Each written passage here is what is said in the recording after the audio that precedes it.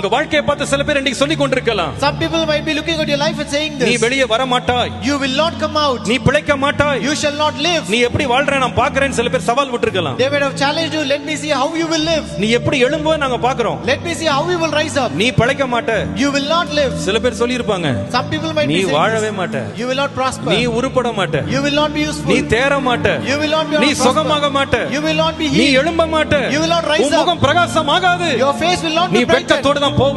You will be with shame. எத்தனையோ பேர் இந்த வார்த்தையை உங்களை பார்த்து சொல்லி இருக்கலாம். Many people would have uttered this word towards இன்றைக்கு you. விசுவாசிங்க. But believe today. உலகத்தில் இருப்பவனை பார்க்கிலும் எனக்குள்ள இருக்கிறவர் பெரியவர். The one who is in me is greater than the one who is in this world. உலகமே எனக்கு விரோதமாய் வந்து கல்லை புரட்டி போடலாம். Even the world may come against me and roll the stone. என் மேல முத்திரை போடலாம். They may seal over me. அதிகாரங்களை பயன்படுத்தலாம். They may use the authority. என்ன முடக்கிறதுக்கு என்ன வேணாலும் செய்யலாம். They may do anything to oppress me. கர்த்தர் குறித்த நாளிலே நான் எழும்புவேன். But I will rise up on the appointed day. கர்த்தருக்கு காத்திருக்கிறவர்கள் புது பலன் அடைந்தவர்களைப் போல சட்டைகளை அடித்து எழும்புவார்கள். Those who wait on the Lord will receive their new strength and they will soar up like eagles.